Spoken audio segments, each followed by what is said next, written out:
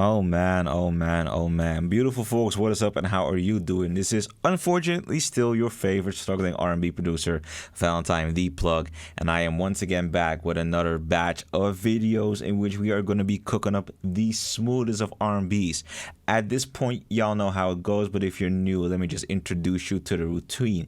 I'm going to play out a preview of the beat first, break down the sample that I got, sewed it up right here, and then we're flipping that baby. And today I think that we are making a Jacquees type beat, so y'all just sit tight and watch me do my magic.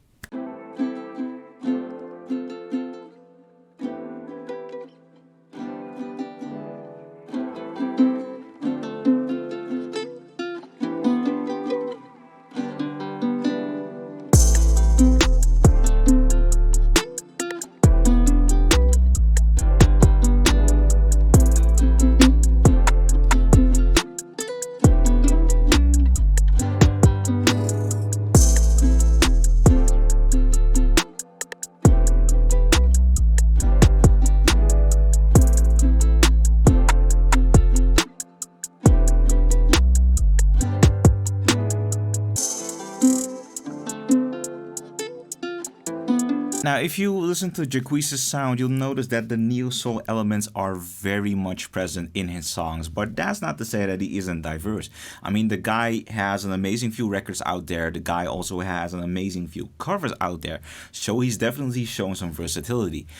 In terms of what I'm drawing inspiration from, I'm definitely drawing inspiration from the King of R&B album, which I think is a 10/10 album. I think he does have a legitimate claim to being the current king of R&B, despite him still having to put in a lot of work, but that's a different story. Either way, the beat that I'm drawing inspiration from is out of the ordinary. That's kind of something that I want to go for. You know, sonically it feels light, it feels bright, and it feels like it doesn't have too much layer, which allows Jacquees' voice to just be so prominent in the mix. So that's what we are gonna go for. Alright, so boom, welcome in FL Studio. Can I play out a sample real quick? I'm gonna play out a sample real quick.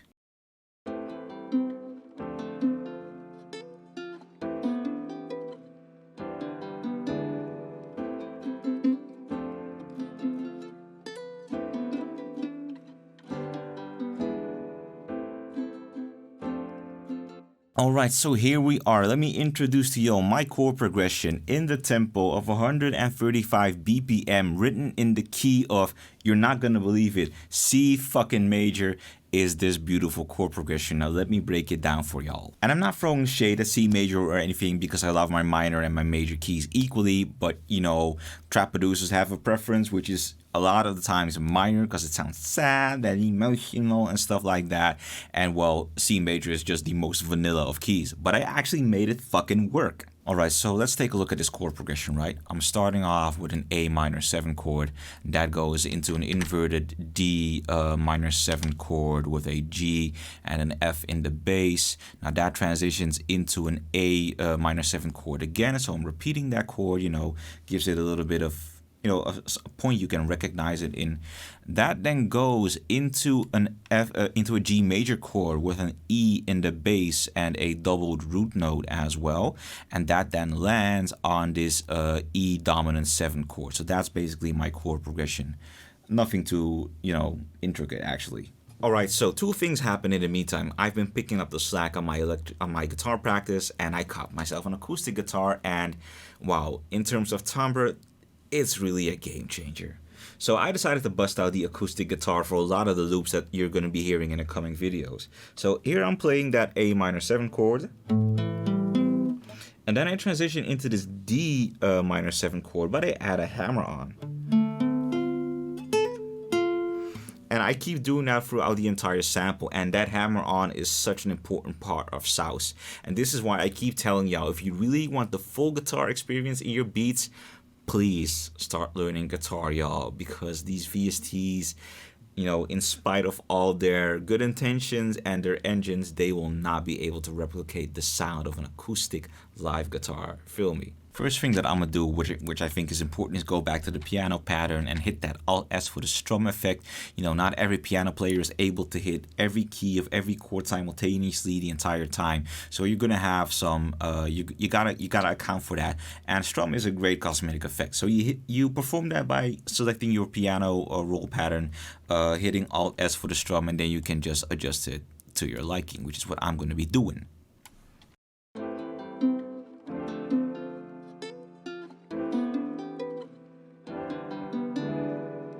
Second thing I did is I went and I processed my guitar. I haven't named it yet, but it's aptly named guitar now. I'm using an equalizer, you know, for a big low shelf and a big high shelf. I'm using ROM, of course, and the replica, which have my reverb and my delay respectively, and a little bit of RC20, of course, for some color. That's it, nothing too special. This is where my piano's at. Doesn't have any processing yet, but I may as well make a reverb bus and a delay bus, because I do want my piano to have a little bit of delay and reverb, so it sounds spacious and wide and heavy in the mix. Now usually I do like to have all of my layers in place before I start laying down the drums.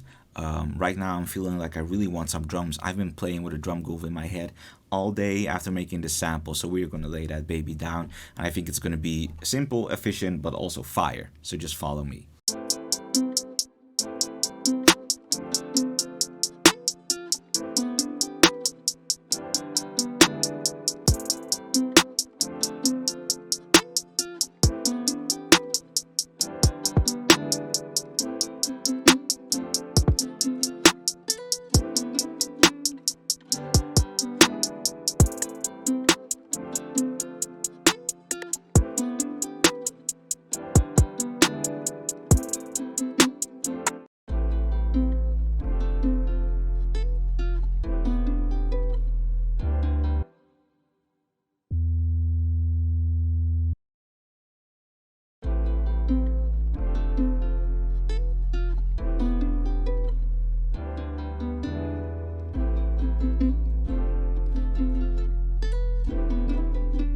Alright, so I like my bass line, but like I said, we are drawing heavy inspiration from Out of the Ordinary by Jacquees, and it has a very specific bass line that I really like. So what happens if I try and take some elements from that, huh?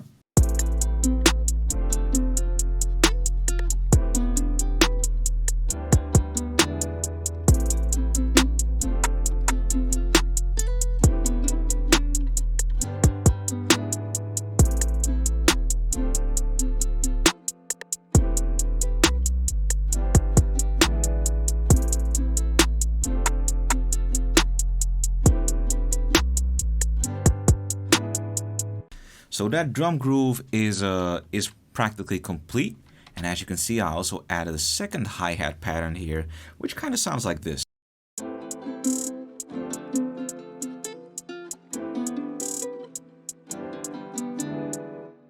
You know, it has a little bit more groove. It would sound like your typical drill hi-hat pattern. Trust me, it isn't. But I could introduce a switch up here if I really wanted to. I'm looking for some shakers as well, because I do want to add shakers in the background for a little bit more extra groove.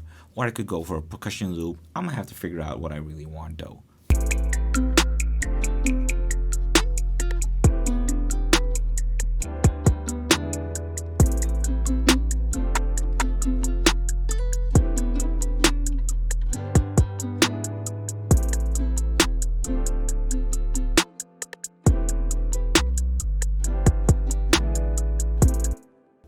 Cool, so I got this godlike percussion loop. I'm still gonna add those shakers because I can. Hey, this may sound a little bit weird to you, but I actually sent my percussion loop to a mixer track, and I actually gave it a little bit of reverb and delay, and I tried to add a little bit more stereo separation. I don't know, I like the idea of my percussion loop sitting there in the mix being all wide and stuff like that. I really like the idea. So at this point, I think I'm just gonna add a couple of more extra layers and then we're done. So one thing that I just want to share with y'all, one thing that you can absolutely not sweat, and I don't know why it's taken me so long to realize that, but one thing you absolutely cannot sweat in R&B when you're trying to make that smooth R&B is your bass line. There is so much magic, so much sauce in having a good, smooth bass line. You shouldn't just treat your low end as just being there, playing the most stale ass quarter notes, which are basically just the root notes from your chord. If you manage to introduce good, dope sonic content in your bass line, you know, having a good guitar and good chord progression does a lot of work, but having awesome low end to complement that, oh my god, there's just layers to this shit. Honestly, I'm giving this out because I realized it, and I hope y'all realize it way earlier than I realized it. So this is a gem right there. You take that, you run with it. So one thing that I'm gonna do before I'm actually really gonna start adding those layers is do a little bit of piano processing. Because getting your piano to sit in the mix, you know, as you hear it, as you probably hear the sample and the beat, it's very present out there. It's very upfront. So I do need to tackle a little bit of that to make sure that it takes its rightful place in the mix and doesn't interfere with the other elements.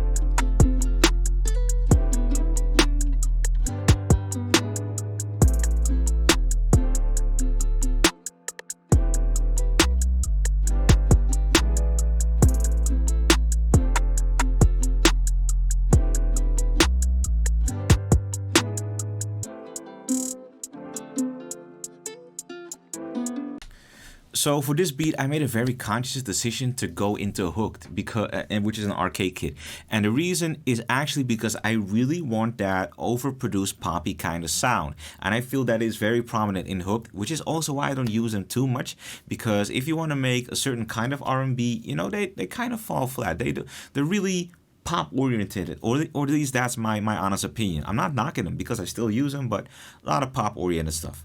For this beat, it's perfectly fine because this is a very pop kind of beat. It's bright, it's light, it's supposed to be catchy. So I think that a vocal line from Hook works really well. I felt like explaining that to you because I do want you to know that I'm not just, running through the motions. I do still make conscious decisions when I make my beat. So this is what I got right now.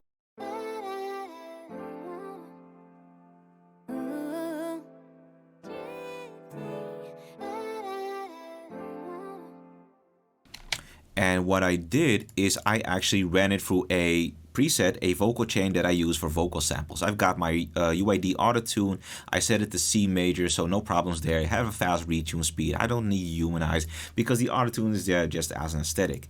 I got doubler by waves on it, give it a little bit of chorus effect, some reverb, some delay, EQ, and compression.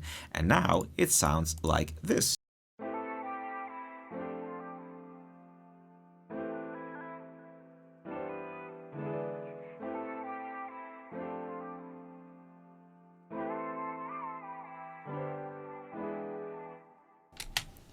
Perfect. Alright, so last thing that I'm gonna add is a super subtle pad. It's not gonna be there unless you're really looking for it, but I do like the idea of a super subtle pad just to contribute to that vibe a little bit. Y'all know I'm a super big fan of pads. Y'all know that I'm a super particular fan of this particular pad. So I'm gonna take that baby out there, take it. First, I'm going back, copy paste my chord progression, take the baby to a new pattern, send it to a new ass mixer track. Feel me? Oh, I'ma just add that EQ onto there because I know your boy know what he wants. Your boy know what he's like. Your boy is very vocal in his preferences. Feel me? I'm gonna add that chorus. Why did I turn this into a preset yet? Doesn't matter. Either way, I'm gonna add some phases. I'm going to turn down the volume a little bit. I'm going to add a big cut here. Now I got my pad sounding like.